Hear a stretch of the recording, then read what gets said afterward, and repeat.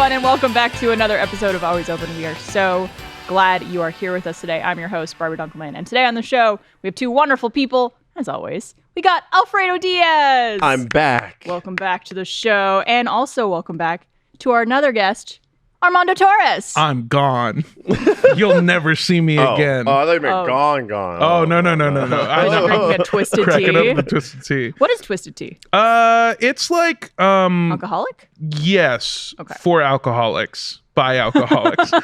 Twisted tea Slogan. is what you crack open when you want to like get real lit on a Sunday and be a terrible stepfather, but not taste alcohol. So it's like all the benefits of day drinking without like It's the like taste. it's like the Bud Light of Long Island iced teas.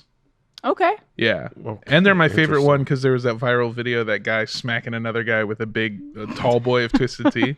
I didn't see this one. Oh, it's awesome. Well, I never condone violence, but it was fucking awesome. But in if that it's funny. moment, yeah. There's this guy, there's this dude in a liquor store who was being racist to a guy, and the guy was like, stop being racist. And he hit him with And a twisted tea. Yeah, the guy holding the twisted tea, and the dude who was being racist was like, "What are you gonna do? Smack me with it?" And the guy smacked him with it. Do you think that's like unintentionally the best marketing twisted tea has ever gotten for Yeah, free? 100%. It was when Yeah. it went like it's when it blew up and went into what would you call it? Like the zeitgeist, like Yeah. the online repertoire Started of jokes. taking it, memeing it. Yeah. Yeah. It's because it was like normally you get memed like Taco Bell, right? We'll get memed of like you Yeah. you eat it and you get the diarrhea.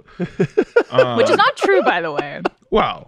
Not every time. Well. I feel like I have a pretty good Taco Bell track record. Okay, the range went from not true to not every Not every time. time. Yeah. Well, I feel like the bar is just so low for that kind of thing of just like people thinking when you eat Taco Bell, you get diarrhea. So if you don't, you're like, Exactly. not so bad. So that's what I mean. Where like Just a little tummy ache. So you're rolling the dice. every company gets like their meme spotlight, and I feel like for Twisted Tea to be used as a weapon against racism is probably the best case I want to go scenario. buy Bad. some twisted tea after Yeah, hearing about I'm pretty that. sure they had a slogan that was like "It schmacks" for a while, which is awesome. That's so good. Mm-hmm. I feel like if Meh. I was a brand, I would be like, this is amazing. The godsend right here. Yeah. Right before we get into the show, I also want to say that a great way to support what we do here at Rooster Teeth and Always Open and All Good No Worries is to become a first member. So if you're watching this on YouTube, come on and watch it over on roosterteeth.com. You could watch it for free. That really helps us, but becoming a first member helps us even more. It really supports what we all do here, all the stuff we make here at the company. So it's very much appreciated, and we appreciate you. And I appreciate you guys. Oh. You're the first members of my heart. Oh, okay. Like, because we have first members. Yeah. Yeah. Okay. Yeah. Awesome. I was gonna say I don't think we should have been the first ones in your heart. I mean, yeah. I'm friends with your boyfriend. Yeah. You guys are like probably like top 20. Okay. Oh. All right. You know? I mean, that's kind of wide. It's pretty wide. pretty It's wide like going range. Well, if from you like think of, your like- 10 would be family. Got family, Yeah. And best I'm friends. thinking close best friends. friends eat up maybe like 5 of that. So I'm saying top 20. I love the way Oh. that you change your parameters because you'll go from like you never shit yourself to like you shit yourself sometimes. Yeah. Of like you guys are at the top of my heart. Top 20. Top Top 20. 20. Top I 20. would say the top 20 is like the Sure. top. I don't even think I have 20 people I like in my life. Really? Yeah. Am I at least one of the Oh people? yeah. Okay. Absolutely. Both of you. Yeah. I'd say 20. 20? Yeah, for sure. There's Really? 20 people I like. I think I You got get online friends. Yeah. I don't like Yeah. any of them. Oh. I have people online that I'm like, I love retweeting the stuff that you said because it's really funny, but dang, do I never want to hang out with you in real life. Wow. Next That's time just I the see online friendship. Yeah. And next time I see a retweet by you of anyone, I will Yeah, automatically know. Let them know. I'm like, hey, he doesn't like You know how on Twitter bios people, or X bios, I guess. God, Please don't. No, I don't please support it, no. and I think it's stupid, the whole thing. I don't know if I'll Does ever it not call schmack? I have changed the logo on my phone for Twitter. It says Twibber, and it's got a little bird drawing. It's the shittiest little bird drawing. And it's this little. Yeah. Why is it throwing Oh. it back? Its neck is all forward. Yeah. Twibber. He's fucking twerking it. Well, today, this is going to date when we're recording this podcast, but they just got rid of TweetDeck as well. which was like my main That was very useful. source of using Twitter because you could see like all your different columns, especially like if you manage any social media account, let alone your own. It really helps, and they just got rid of it. The dichotomy between the people who use Twitter as a professional like way to reach an audience or share your content is so strange to me, because there's that, and then there's the way that I would assume most people use Twitter, which is to get real mad at society and retweet people you don't like and find pornography so niche that you're like, I didn't think anyone would ever make this. Lola Bunny. Yeah. Okay. No, it's more than that. Oh. It's like a woman dressed up like Lola Bunny playing Madden with her feet, and you're like, oh, wow. Like, whoa. Wow. I didn't realize that's what I was into. Got the oil. Someone's been reading my diary. Yeah. They're putting the only in OnlyFans. I am the only one. Only one. I have seen a lot of that whenever someone, it's like almost a sure thing when someone tweets at me, X's at me, something really shitty. I go to their profile and like 9 times out of 10, they're retweeting porn or like responding to one of those girls' porno posts being like, hey baby, like, yes, I want to lick it, or like whatever they're asking in the tweet. And I'm just like, okay, throwing it all out there. I don't feel so bad about myself anymore. I wish I had that level of confidence in myself to respond to if I had the level of confidence to even like a tweet of big old titties, I would be. That's exposed everywhere. Did you guys see that a couple of days ago there was a Twitch streamer who also does OnlyFans? They were banned off of Twitch because they accidentally threw up their OnlyFans menu. Whoa! Like on stream. On stream. You mean accidentally in quotation marks? Right. That's literally all the comments. Accidentally. But are you banned from even talking about OnlyFans on Twitch? I don't know if you're banned, but like when you have a full-fledged like menu that's like $35 butt plug. You know what I mean? Like, Is that just because might be breaking some terms of service? Menu. There's like 20 things on that thing. Is that just because it's like promoting an outside service, or what? It's like literally like sexual content, right? Yeah. I know like Twitch is very and with a price tag on it. Yeah. I feel like, well, never mind. I was gonna say I feel like I've never had issues with Twitch, but I also realize like I am a nobody streamer. No. I get like max 100 something people in a stream, and I have like I think less than 2,000 followers or whatever. We'll test it out. Throw up an OnlyFans. Yeah. Well, no, I was just gonna say every stream I've ever done, I've like played a ton of copywritten music. Yeah. I've said awful things. I've done terrible stuff. I've committed actual crimes on there. One time, one time when I was in LA for Thanksgiving, I did a long Twitch stream for other people who also weren't seeing their family, which sounds really nice, but it was just like we called it Scumbag Day or something. Like, okay. And I ran out of a nicotine vape that I was using, so I wanted to go to the store to buy one, and so I called myself through Google Meet and then screen recorded that, and then used my phone as a traveling webcam, and then just drove around Los Angeles desperately looking for a vape store that was open on Thanksgiving. Wow. Did not find one. Yeah. On Thanksgiving, even like a 7-Eleven or something like that, those aren't open? It's also harder to get vapes in California because they're really cracking. You can't even get menthol cigarettes there anymore. Really? Yeah, which is I don't smoke anymore, and I haven't for a while, but proud of you. Thank you. So is it like if you're vaping in Cali, there's like illegal, fine? No, it's more of the sale of it. Like, for example, any flavored vape is illegal now. That better be weed you're smoking, young man. Yeah, weed, totally much. Yeah. I just found out, don't fucking use this as any sort of legal advice at all. I cannot be clear about it. All right, I'll mark this as a clip that we'll make. Yeah, apparently, in California, I was told that you can smoke marijuana the same way that you would smoke a cigarette. So hypothetically speaking, if you are allowed to smoke a cigarette in that location, you are allowed to smoke weed like a in smoking that section in a restaurant, which is great. Well, I don't know about that they say, have like secondhand high, but then again, like cigarettes, you have secondhand like smoke, which I would arguably be worse, right? And interesting. I never heard that rule before. But I have never either because I've always been too afraid to do anything outside. The one time I smoked outside was when I lived in, well, that's not true. I smoke outside a lot. But the one time that I smoked in like public in daytime, like a normal place, I was smoking on a beach in San Diego and a cop rolled down his window and said, "Hey, is that weed?" And I said, "Yeah." And he went, "You can't do that." And then he drove away. And I was like, is he going to come back? Do I have to leave? Is he parking to come arrest me? It's just like a disappointed father of like, you can't do that. You can't do that. Interesting. And that was after it was legal? Mm-hmm. Huh. I would imagine that's allowed now. Yeah. If it's that rule. Well, let's get to a fun little icebreaker question that I think is going to be up for a huge debate amongst the audience. This is a would you rather question. Would you rather only be able to listen to one song for the rest of your life or only be able to watch one movie for the rest of your life? And you can't say neither because that's my answer. You can only watch one movie for the rest of your life or listen to one song. I would listen to one song. What song would it be? That's the something from question. Wham.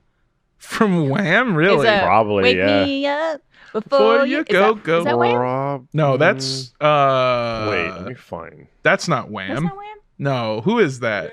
That is It Wham. is Yeah, That is thank Wham. you, Christian. That is Wham. Wham Bam Thank you. Thank you. Christian. Christian, yeah. Be something from Wham. No, not Careless Whisper. I need something more joyful than Careless Whisper. But I mean, like I love movies, so there's no Out of Touch probably. No, Ooh, wait. that's a good one. I'll do Hall & Notes. Out of Touch. Good song. Good choice. Um, It's Now like a nice middle of the road. Yeah. Like you could use it to be a little more upbeat. You could use it to kind of chill.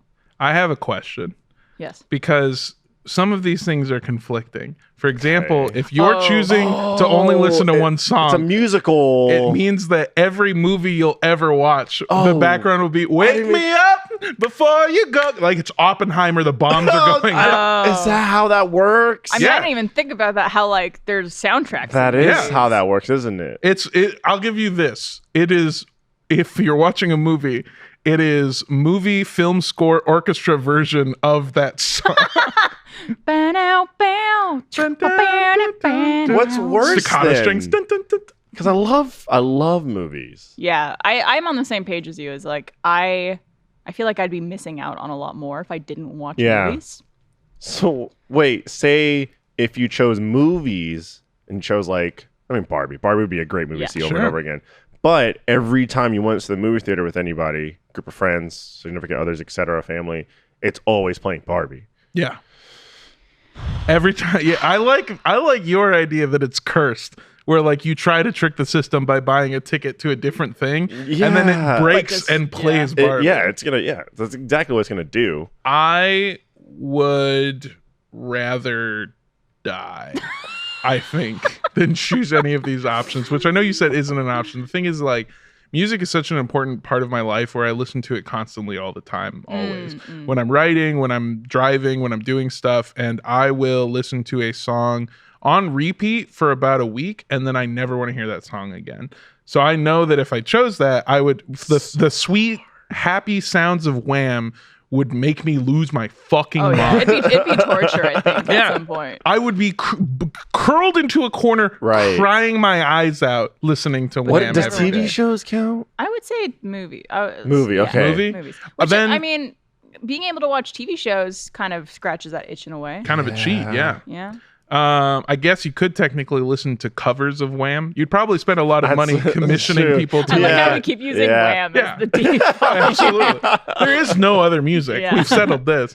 I'm going with the song. Wait, with the movie, so that I can, because if we can watch TV shows, then it's a. Yeah, and so you listen to I'm able music. to do that. Yeah, because Good point. I need music so much. Music is so important to everything that I do, and I think without it, I would hate myself. I once.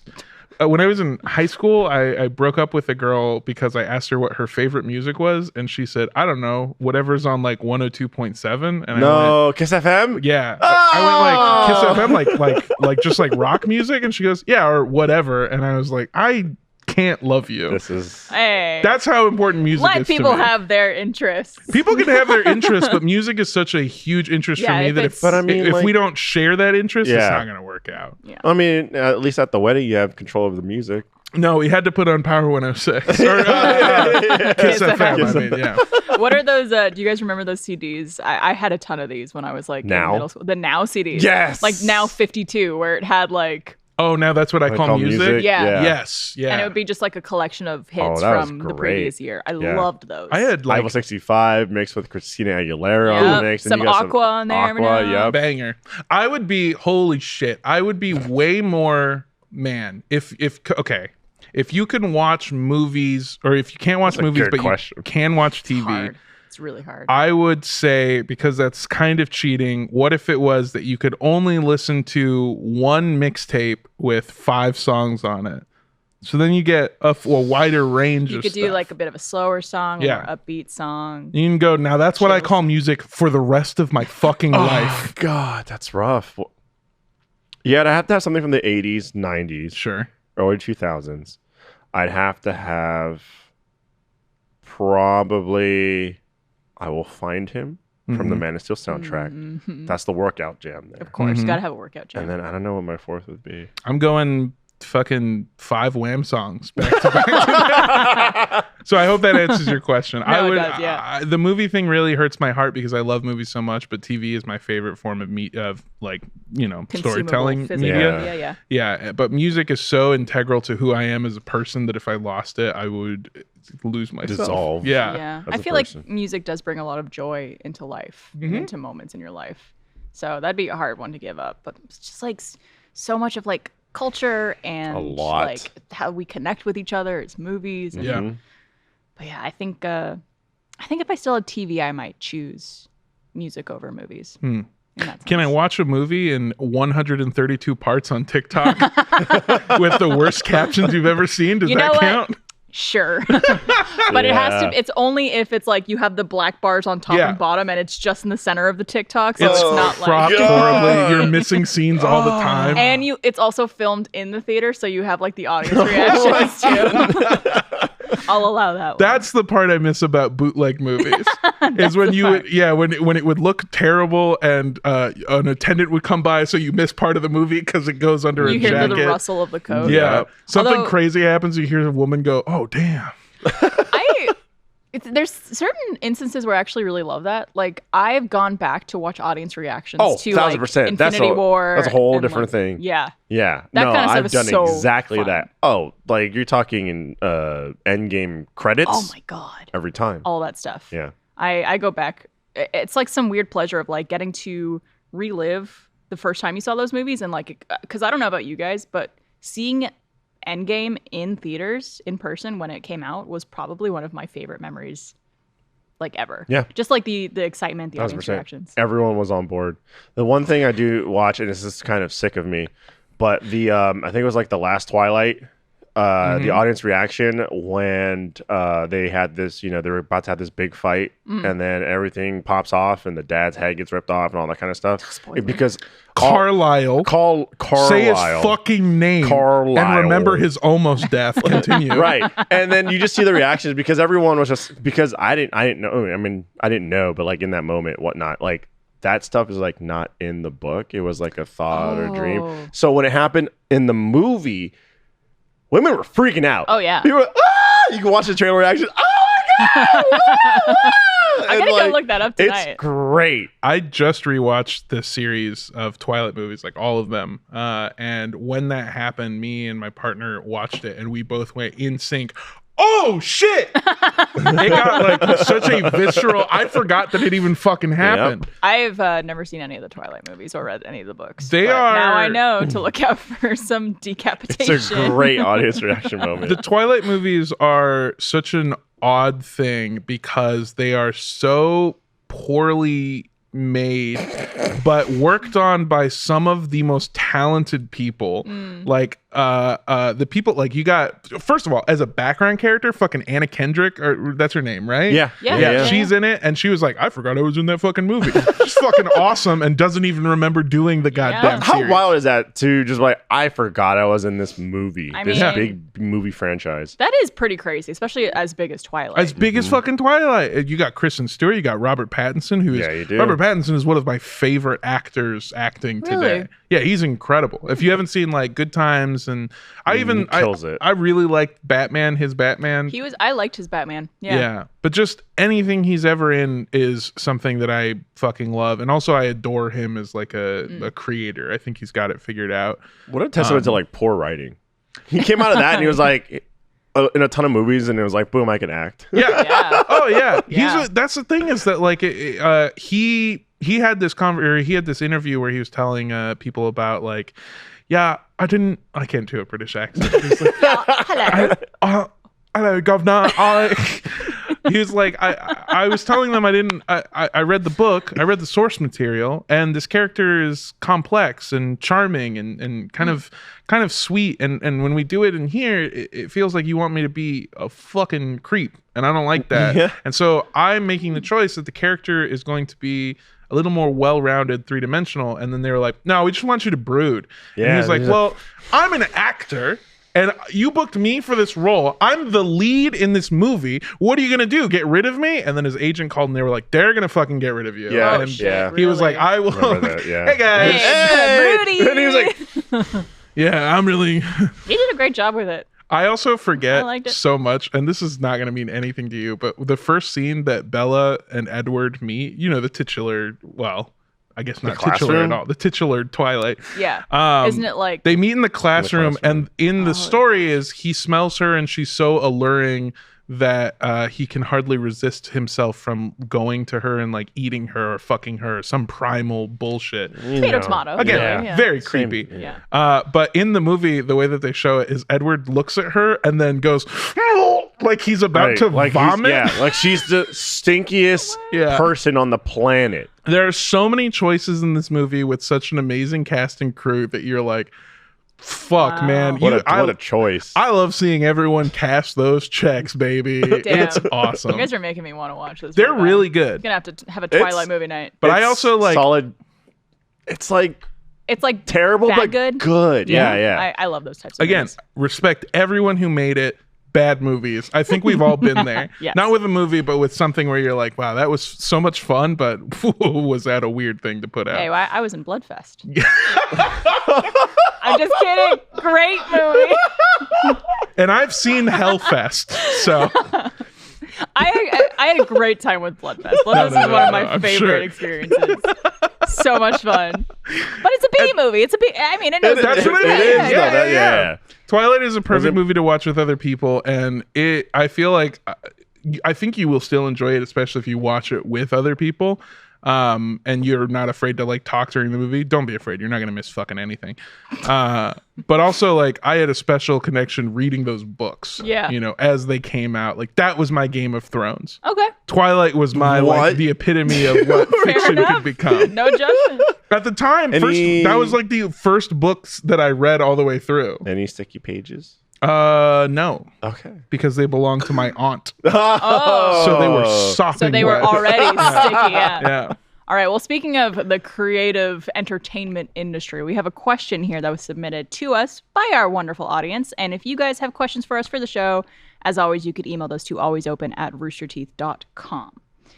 All right. This one reads, I'm a creative working in the Canadian entertainment industry for a few years now. When I was starting out, I worked on a great project that convinced me I was doing what I wanted. It was amazing in so many ways. I was learning a ton, and it was creatively fulfilling. Since then, though, I worry that this was lightning in a bottle. My current project is tedious and unrewarding, and my peers are either in a similar boat, overworked, or unemployed. Testimony from so many people makes me worry that bad experiences in some form are the rule more than the exception in my field.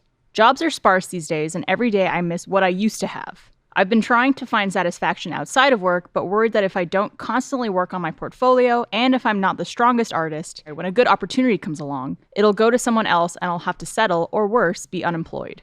Your recent episode talked about focusing on the journey more than the destination, but I found recently that working to improve my portfolio for a better project is the only thing keeping me going these days, since I'm not satisfied with where I am and what I'm professionally making. I've noticed how emotionally exhausted this makes me, and how much I've changed has started to scare me. I think we've all been here. Relatable. As three people who work in a creative entertainment field, it's a constant battle. I mean, in the spirit of being, always open, I want to say some stuff that is not necessarily bad, and I'm not doing it for a joke or a punchline. I'm being very serious. Sure. But the nature of the industry that we work in specifically is that for a really long time, a lot of us have been forced to make stuff that is basically like to pay the bills. Sure. And that is a hallmark of the entertainment industry. It's not a thing that Rooster Teeth is alone in. It's just what you got to do. Like, you got to do this so that you can do this fun thing that you're like super stoked about. Or do something that has worked in the past that people deem as something that will always be successful, that you've maybe lost interest in or don't have the passion for anymore. Minecraft. 100%. What are you talking about? You love Minecraft, you idiot. Put fucking Among Us on your phone right now. We're streaming right now. I mean, it's that feeling of it's such a strange split where you what do they call it? The cognitive dissonance of like, I love creating and I love being a creative and I love being on camera and I love being funny. And then you are telling me, here's a little fucking box that you are allowed to play in. And when I go, well, I don't want to do that. You go, well, here's a breathing hole. Yeah, you need to fucking do it, because otherwise you're not going to have a place to live, idiot. And so it sucks to make things because you feel like you have to, whether that's like building a portfolio so that you can finally go do the thing that will be fulfilling, which is such a shitty situation to be in, to go, well, I got to do this so that I'll get to that. Right. Or being stuck in this thing where you're making something because other people want you to, but you have no interest in making it yourself, which is heartbreaking. While also working with the competitiveness of this type of industry. Very much so. And feeling like if you're not the best of the best, you'll get overlooked. Yeah. I have It's a shitty situation. Yeah.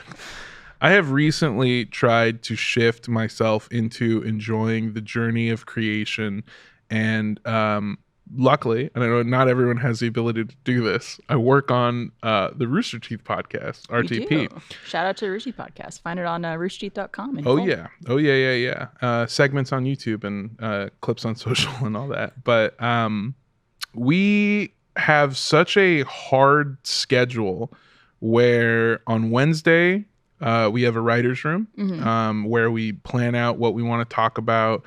What's mostly it's writing the sketch idea that we're going to do, and then building out the games and figuring out who's going to be on it and doing all this stuff. And then Thursday is like writing the script for the cold open, which is essentially an RT short that we film every week within 2 hours. It's a lot of stuff that you guys pump out every single week. Yeah. Very creatively intensive. It's a lot. And it's also, I guess, to skip forward, there's so many jobs that we have to do that the nice thing about it is that by the time the episode is done and going out, which is the end of Tuesday, and we're giving notes Wednesday morning, Wednesday is the next day to plan the next episode. So there is at no point can you ever get hung up on one thing, so it forces you to keep moving forward.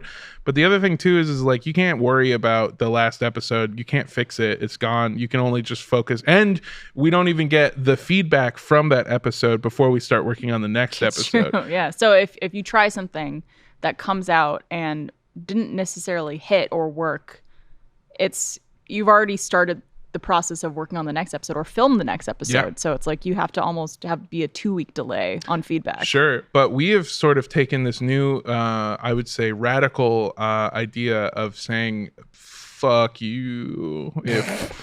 And it's not in a gentle way. In a gentle, drawn out, funny way. Well, it's tough, and like this question talks about, the difficulties of working on something that you're not necessarily passionate about or enjoying. Yeah. versus like the first project that he mentioned that he worked on that was very creatively fulfilling and something that like really sparked his interest in this career in the first place. And I think sometimes, probably with a lot of different careers, the thing that makes you fall in love with that thing, it's hard to live up to those expectations. Sure. Yeah. But it's a really shitty feeling. I think it's just so difficult, but and it really depends on every individual and their journey. But you only have a finite amount of time, like on this planet, and so Absolutely. see what you can do to shift things around, right? Like maybe if you have spare time, you can start working on a different hobby that you really enjoy and see if that picks up, or if anything, possibly do half of what you're currently doing now and start something else new. It depends. Like if you feel like, oh, I don't need too much in terms of like resources, like I'm fine having like a smaller place, I don't need a super nice or modern car, then that will help alleviate some of the pressures of work. Right. And not trying to like sustain a certain level that of you might lifestyle have or whatnot. So like stuff like that can help a lot. Yeah, I think so too. So it's just trying to see where, like, what can give in order to alleviate some of the pressure, because right now there's a lot of pressure, right? In all the directions. And I think an issue here too with the situation of this question is, you had this one job that you were on at the start that really sparked your creative, mindset and felt very fulfilling creatively.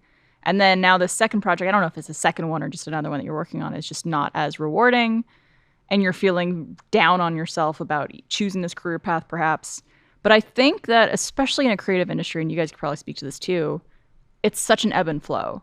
Of like, sometimes you'll be working on something that you love and are so passionate about. Maybe it doesn't pay as well. Maybe it's not as long of a project. And then you might be put on something that like you really have no interest in, but it's just kind of the gig economy in that sense. I think I fall in love with projects a lot really fast because one of the nice things here is that they let us sort of make things our own when we get them. And I think being pretty vocal about that will also help you out a lot and like bringing a lot of ideas. Basically trying to find ways to give this project, whatever it is, more avenues for people to have input so that everyone feels like they have ownership over it is super important. I understand that you can't always do that if you're not, at a leadership position. But yeah, I fall out of love with projects all the time when I'm just like, I'm kind of done doing this. Yeah. And I don't necessarily want to do it anymore. And I used to think like, well, I have to keep doing this because when am I going to come up with another successful idea? I should ride it as long as possible. Yeah. Why would I ever fucking stop doing it? And then I don't know. The thing for me is like, I value nothing over my own creative passion that I'm feeling at the time. So like nothing is more important to me right now than working on Rooster Teeth podcast. It's a show that I really like. It's a show that I'm excited to make. It's the thing that I do. Eventually, I will probably stop feeling that way. I don't think it's going to be anytime soon. But then I guess in your mind, what happens after that? Like, do you try to shift it completely into something new? Do you try to revamp it into something that you feel creatively fulfilled with? Yeah. Because that's sort of what I mean about finding joy in the process, is putting yourself in a position where you're working on something that making it makes you really happy. Currently, right now, in its format that we are making, if no one watched it and no one paid us to do it, I think most people involved with the show would continue to work on it. And that's a huge testament too. Yeah. Because you guys are proud of it. It's something you're passionate about. We're really stoked about it. And you were talking about earlier of like, what would you call it? Like living to lowering expectations so that you can spend more money and resources or need less money and resources to survive. And I was really laughing because I don't know that this will make it into the episode. But I had an argument with an executive once where somebody essentially told me that I should sometimes be happy with cashing a check for a job that I'm doing.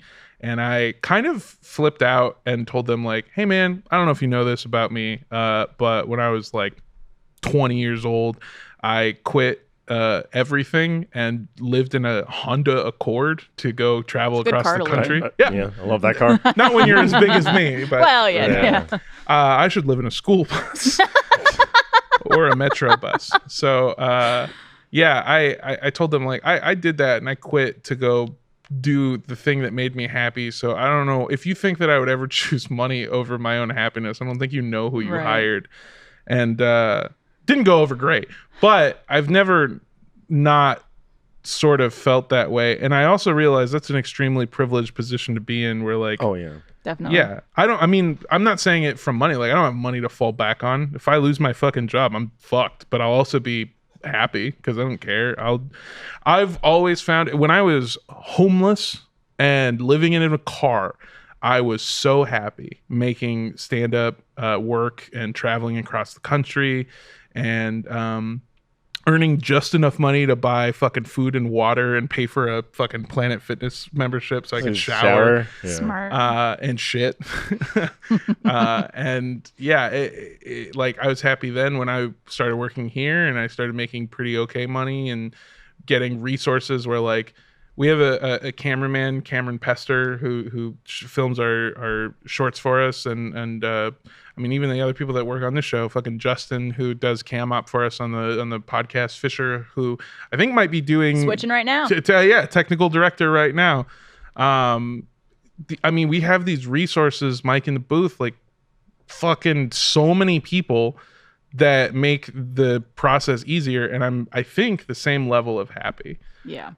So I think finding the joy in the thing that you're making is the most important thing for me and the only thing that's ever mattered for me. Well, I think that's the main point of this question that I think I want to get to with us is like, it's not for us to determine what you should do in this situation. I think it's like presenting our perspective and our feedback. And from my perspective of this, it's like, do you want to be financially stable, work in a field where you aren't going from gig to gig, where you could kind of just like have that security and all that stuff, and then maybe work on passion projects on the side when those things arise? Maybe that's more of a path that's more suited for you, because right now it seems like the like non-stability of it, the worry of like, oh, is my next gig gonna be something I enjoy or not enjoy? Is it gonna be fulfilling to me? I don't know. And you know, you talk about being exhausted and how you've changed and it's scaring you. Like maybe that isn't for you. And maybe it is just like having something more secure where you could do this on the side if it arises rather than live in this and be worried the whole time. Sure. I don't know. I think that's a huge difference in people where like, I'll make this very quick. Sorry. Oh, you're fine. I think I've never cared about stability, and I've never really cared about like any of that stuff. And so like, which I think is like on the other side of the spectrum. Yeah. You know? Yeah. All I've ever cared about is being happy and making stuff that I'm proud of. Like, and also my work is my fucking life. I think one of the reasons I have so many, what did I say? 15 people that I like, and most of them are 20 people that I like, and most of them are my coworkers, because all I ever do is work. Like that is just what I do. I talked about, I stayed up until about 5 a.m. this morning. 5 or 6, I think, is when I finally went to bed, and I was working on a script for the upcoming season of Camp. Mm-hmm. Was not doing that because I was forced to. Was doing that because I was off the clock. You're excited about it. And I hit a vape pen a little bit, and I was like, you were in a rhythm. I got in the rhythm, and I was like, you just let it flow. Fuck, man. Yeah. Earlier today I was like, I wrote, it took me 3 hours to write half a page, and then last night I was fucking flying through. Obviously I was assuming like, I'm gonna wake up and this is gonna be fucking garbage. I think that's one of like the hardest parts of a creative position, creative career, is creativity isn't always just like, 9 a.m. to 5 p.m. I be creative for my working hours, then I'm good. Like sometimes creativity comes to you at 2 a.m. That's the worst part of it. Or on the weekend. Yeah, it comes all the time. It's so weird to me to be asked to be creative, right? Within like, Write something now. Yeah, that's the thing that's so fucking weird to me, because it's just like, hey, I got an appointment at 3 p.m. where I got to be funny. Yeah. And like tonight, I told you I have a show that I forgot about, which means at 9 p.m. tonight, I got to go show up and be fucking funny. Well, at least you have like material you've written. Sure, yeah. But you have time to get into the headspace. I mean, like, Fredo, you have long-standing Twitch streams that you do every single week. Yeah, multiple times a which week, means that multiple times a week, you have guaranteed that you are going to turn a fucking camera on and let people into your home virtually, like a little slice of your life, and be entertaining. And you're saying, I'm gonna come fucking watch me. Come give me fucking money. Because I'm so entertaining. So like originally I worked as a host and producer at IGN, and that was. That I enjoyed that, and I fell out of love with that, and so I chased the passion of streaming by myself, and I enjoyed that. I did that, and then that got tedious, right? Because while I was at IGN, I streamed for fun, and then I was like, I'll do this. This is fun, and then I started streaming, and it made it a job, and then over a handful of years, I was like, I like it being a side thing again, and then so luckily I found Rooster Teeth, or they found me, and Achievement Hunter, and whatnot, and then streaming went back to being another fun thing again. Right. But I mean, life just keeps changing and flowing and growing. And man, I've been streaming for over 10 years. I've been doing Rooster Teeth 9 to 5 into streaming 4 hours. It's a lot of content. And so like 60-hour weeks at minimum, because sometimes I'll do like, I don't know, play like 6 hours. I'm very, very fortunate, but it was just by happenstance during RTX. I took like a couple weeks off streaming, which I've never taken more than like a week off in like a decade. Because I know that could affect your viewership and everything. Viewerships plummet, all that kind of stuff. So I took a week off, which is the most I've ever taken off of Twitch in a decade. And I took a week off, then RTX happened, then I did like another half week. And this was like a couple months ago. And now the headspace that I'm at is just like, during that time, I enjoyed coming home and not having to perform, spending time with our 2 pups and Jackie. And streaming when you feel like it. And streaming when I feel like it. And so like, now I'm just toying with the fact of like, do I just finally call that? Am I, you know what I mean? And like, I'm at that point where I'm like, do I finally sunset this and go, I've done it. I've gotten what I wanted out of it. I've had fun. I made friends. Can I give you a suggestion? I've made money off it. Yeah. It's a 5-week plan. Okay, 5 weeks. 5-week plan. Okay, hour one of day one. Hour one of day one. Okay, for the next 4 weeks, as we start streaming, start eating more snack food, junk food. Just eating random Very shit. curious as to where this is going. It'd be like, hey guys, I DoorDashed McDonald's for the second time during stream, and just start eating that, right? Slowly start not shaving. I guess just stop shaving. I don't know where I slowly came into it. But then start gluing little patches of hair right here. Not right here though. Basically, at the end of it, week 5, I come in and I go, what's up, guys? It's Alfredo. I'm here to stream. I was so curious as to where this was headed. You know what it is? Among Us. And then, Siege. Yeah. Okay, Whoa, am I seeing double? Oh my goodness. I hope not. Dude, percentage cut.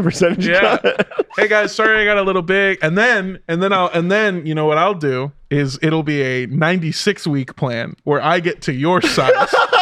and then after off season. That's more than a year. It's almost 2. Yeah, 96 years is almost that's 2. A good break for me. That's a little like a year and a half. And you'll be way done with streaming before then. But I mean, I think it's a good point to make of like, sometimes passion projects they only work for you if it's for fun in your free time. And if it becomes a career or something that you feel like you have to be doing, or something that you put pressure on yourself to be the best at or to advance further, it becomes less exciting to you and becomes less of a passion for you. There's of course plenty of people in this world who make their passion their career and they love it and they feel fulfilled by it. But sometimes that takes the joy out of it for them. I mean, I'm still in the creator space, so I'm still able to chase that passion. But even then, like, my role in the creator space is producing and being on camera. But I've known since I was 24 and I started doing on camera work. I was like, this is cool. Not gonna do it forever. Yeah. How old are you now? 34. Fuck me, really? Yeah, baby. Oh my god. Me too. Fuck you both. You guys look so good. I'm 27. Thank you. Yeah, you I look look great like too. shit now. Don't you do this to me. Don't you fucking always open me, Barbara. Well, fucking punch in on me, single. I'm tired of all the fucking positivity that you're setting out. Some people are just fucking ugly, okay? And I'm fine with it. I'm not one of them. No, I'm not one of them. Hey, I love wouldn't yourself. say that you are. I fucking hate. Love No, yourself. I'm kidding. It's fine. Well, thank you guys for participating and answering that question and for the discussion. I hope, to the person who wrote in, I hope that provided some clarity. Obviously, it's a very, I think, personal experience that we could only, again, give our perspective and history and experiences to help. But We feel some of that too. yeah. I will say as a quick thing, and it seems to be a running thread between everybody, is that early on in your career, you do have to sort of swallow it. That's not what I meant. No, that's what he meant. That's what he meant. Depending on the career. Yeah. Sort of early in your career, you do have to sort of swallow your pride and do these jobs that kind of suck. And sometimes called eat your vegetables. Yeah. And I hate that, but I do. The more I think about it and the more I realize that, like, I got a lot of the opportunities I got because I kept doing things that I was like kind of done doing at the time. But to your point, I have rebranded, refreshed, and done other things where, like, I do a podcast called Cult Podcast. Promise I'm not just plugging it. Don't listen to it. I don't fucking want you to listen to it. Unsubscribe if you are subscribed. Yeah, if you get the fuck out of here. And stop watching this too. No, why are completion rates so bad on this episode? At this point in particular in the episode. No, I did that show for a really long time, and then I did it for so long that I was like, I don't want to fucking do this show anymore. Yeah. And so then I expanded my purview of what cults are and started covering groups like gangs and white supremacist groups. And then I was like, whoa. Now this is interesting. Now I'm fucking gang fights. Yeah. Also, the more you stick it out and maybe work on these things that you don't necessarily feel as fulfilled by, it could lead to opportunities for you to actually work on things you are passionate about, just based off your experience. Never be afraid to change and follow your passion. I can't tell you how many times where I went from, like, I wanted to be a comedian, I wanted to be a sketch writer, I wanted to be a musician, I wanted to be a director. Now I'm finding passion in, like, editing and producing, and it's like, who the fuck is 5 years old and goes, I want to be a producer? No one. I mean, nowadays people go, I want to be a YouTuber. Yeah, but that's not a producer. I want to be the guy that make the YouTuber do a good thing. I want to. Somebody's gonna have to clip this out, and I want them to show themselves editing, being, like, crying as I'm being like, you fucker. I want to be the person that edit and make a funny TikTok clip of Armando say the thing, idiot. Such a ray of positivity. No, it's a fraud. Of course. Hey, sorry to interrupt. I know you're busy listening to the great folks on Always Open, but I just wanted to see if, like, maybe afterwards, only if you have time, of course, but, like, if maybe you could just watch the latest episode of Please Be Nice to Me later, or, like, any episode, whatever really, like, works for you. Okay, sorry for interrupting again. I'll let you get back to the podcast. Okay, bye. Well, we have one more thing to wrap up the show with, which is a voicemail. So for those of you who don't know, I'm going to pull it up right now. We have a phone number that you could call and leave a voicemail for us on the show that we will play and listen to and talk about as if you wrote an email. So if you have something that you want to kind of talk through, you could do that. And I will get you the phone number right now that Armando is going to type out. I got it. On his phone. No. I got it. It's don't you do it. And you can hit us. That's not it. Mike Jones on the low. Okay. Because Mike Jones is about to blow up. tells me this number isn't the right number. Back then, they didn't want him. Is this Mike Jones' number? But now he's hot. Mike Jones. Hose all on him. All right. The phone number you could call and leave us a voicemail that we will look through to answer on the show is 512-649-0183. Give us a call, leave us a message, and we will talk about it on the show. So right now, we will play you a voicemail from one of our wonderful listeners. Hello there. I'm just calling in to ask with a question about some sort of life advice. Do you guys happen to have any good methods that you guys use whenever you're feeling anxious or feeling worried about things? I find that I often seem to over worry about things a lot, and I was just wondering if you guys had any methods of helping with that. Thank you so much. Awesome. Thank you for your question. I think for me, it's just knowing that this, like, especially sometimes when I get, real bad anxiety or worry, like, real heavily, just knowing that, like, this isn't the first and last time that I'm going to worry about stuff. Definitely not. Like, forever and ever. It's terrible right now in this moment, and then it's gonna settle, and then it'll be normal, and then I'll be super happy and excited, and then it'll be something else that I'm just super worried about. But like finding ways, because I'm a strong believer like that's just negative energy. Yeah. And so finding ways to take the energy and purposefully like direct it elsewhere. Yep. For me, it's being active, so like working out. That for me really doesn't it suck that helps? Right. It's like stupid workout for my stupid and brain. Afterwards I'm just like, okay, like I put my aggression and anger and emotions. Even a walk. Yeah, a walk helps. Even like a 15-minute walk honestly clears the mind more than you think it does. Yeah, we can all relate. Let's go on a walk, but it's a little too hot for a walk right now. I ain't walking in this heat. Something I will say though that has helped me, and I hope it helps you and anyone listening, and it's gonna sound cliche as a lot of these things tend to do, but time heals everything.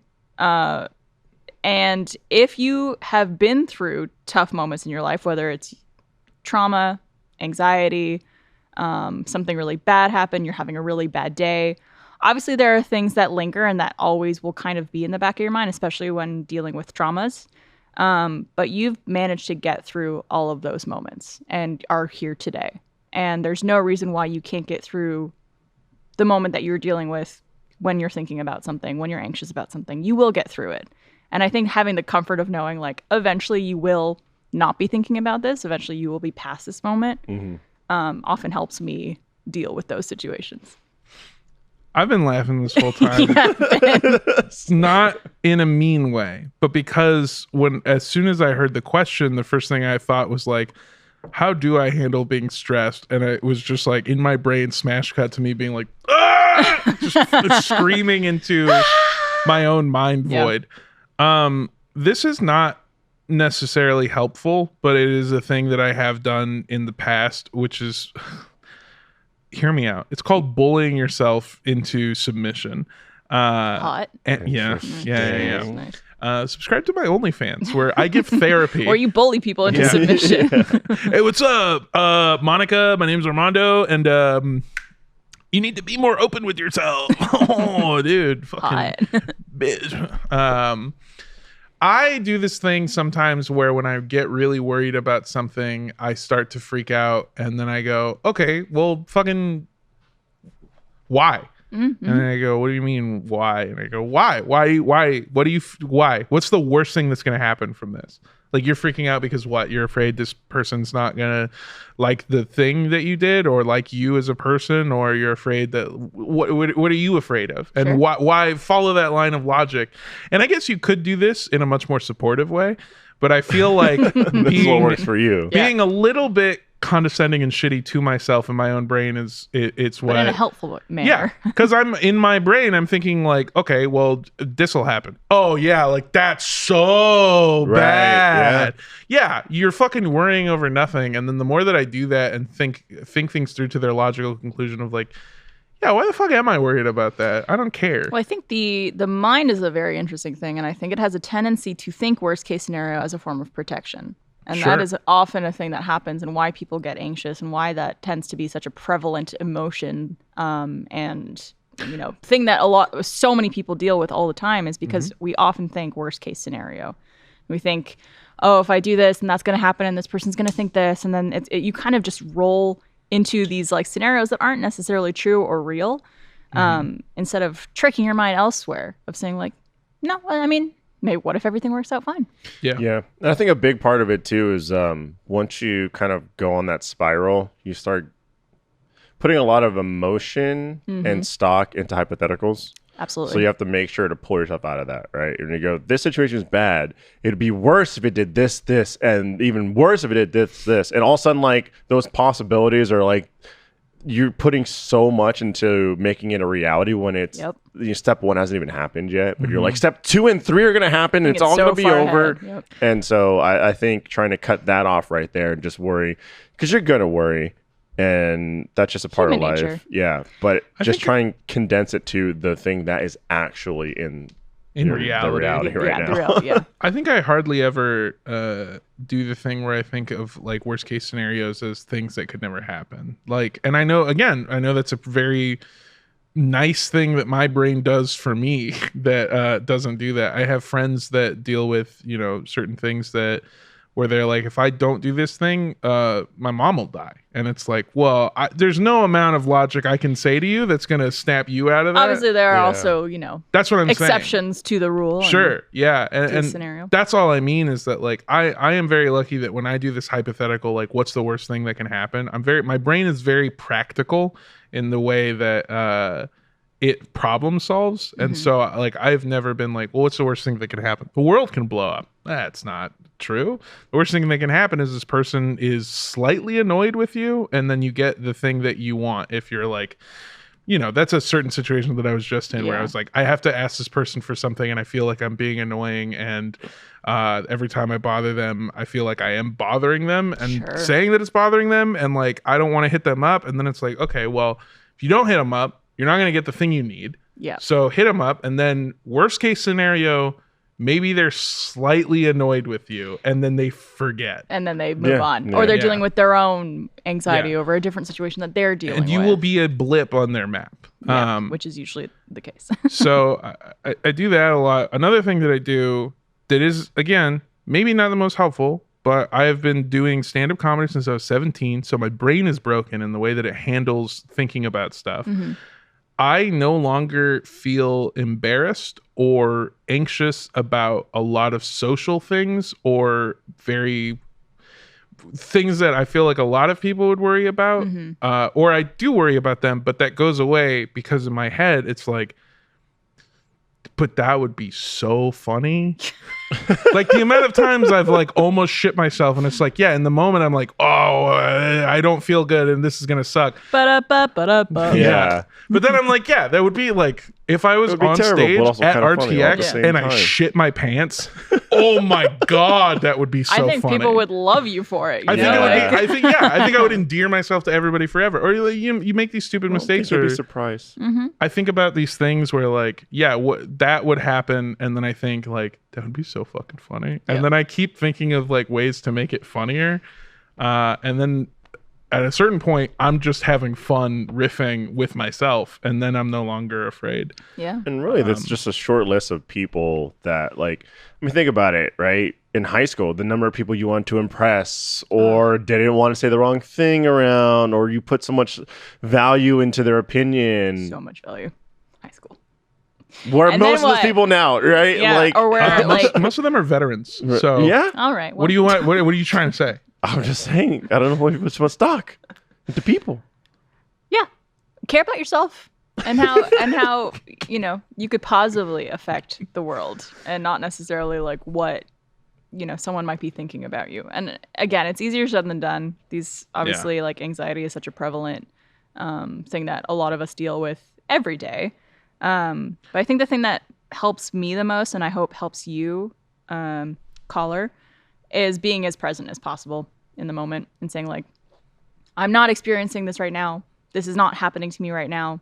And if I think like what might happen, it could drive you insane in terms of like trying to think of all the possibilities of an outcome of something, rather than being like, I am sitting here right now. I am safe. I'm comfortable. But, and that just focusing on that as much as possible. Yeah. Or worry about it. I don't know. Sometimes you're right. Or if you prefer. Yeah, sometimes you're thinking about it and you're like, I'm really afraid this is going to happen. And you're right. Right, but yeah, I completely agree. There'll be some things you're like, look, I got to worry about this. This is really important. And way too many people go and apply that level of worry and importance to every single thing. And it's I should be clear, I'm making a joke. It's never everything is But I spun in. You did a good job into some real stuff. Every time you have an emotion about something in your head, it is actually 10 times worse or more exaggerated than it is how you feel. And that goes for everything, emotions, good or bad. 100%. Where, how many times have you been worried about something and then somebody asks you what you're worried about? And this is why therapy is so helpful. Somebody asks you to explain to them what you are worried about. To actually vocalize it? Yeah, and you vocalize it, which is, again, the thing that I do, where you say it out loud and then you go, that's silly. you see how stupid that sounds? Not them telling you that, but you in your own brain, you're like, I never realized until I said it out loud. That sounds ridiculous. Yeah. And so, like, the things you think in your head are 10 times worse. And also, I know this isn't helpful to anyone because I know it's the most commonly said thing ever. But it's so true that it hurts. No one cares. Everyone is in a good way. In a good way. Right. Everyone is so focused on themselves and their anxieties and what they're dealing with that you are relatively, usually, a blip on the map of the concerns that they have. Or also, no one is ever going to care as much about a thing you did wrong as you do. Yep. For the most part. For the most part. Yep. For the most part. And I will also finish up with one piece of advice, too, that a friend of mine gave me, which I think is so helpful. Just kind of to touch back on, like, well, there are some things you do have to be kind of prepared for and, like, you do have to worry about to an extent. He told me to live in the yellow. So, like, a caution. So, like, you are aware of things, you are prepared for things, but you're not living your life in fear. You're not living your life, constantly thinking about these things and letting it control you. But you do things to make yourself feel better. For example, installing an alarm system in your home. Like, it's something that you obviously don't want to happen, and you don't want to start thinking like, oh, someone's going to, break in and steal all my stuff. Like, there's things to do to prepare so you feel more comfortable, but not saying like, oh, I'm going to go like live in the middle of nowhere because I'm so afraid of this thing happening. Yeah. Katana. Just get a katana. Yep. Yeah. I don't know if you... you know what? Ignore all of our advice before. Yeah. Just get a katana. Get a katana. Oh, who's going to be fucking mad at the guy with an ancient Bushido sword? I don't think any of that's correct. But I don't know. Okay. I understand what you're saying, and I think it's really helpful. It has helped me. So I didn't realize it until you said it, but I do that a lot with myself. I fly by the seat of my pants a lot because they're terrible pants and I shit myself a lot. But I am constantly improvising, doing things, riffing, and changing my game plan to be more flexible. And the thing that I do is I have a game plan. And once I know what my end result needs to be, I can do that super easily. So living in that yellow of like, make yourself as comfortable as you can, but also realize that like nothing is guaranteed and you're gonna have to pivot slightly, slowly, whatever, but you will. And I didn't realize that, I do that all the time. cross that bridge when you get there, though, sometimes. Yep.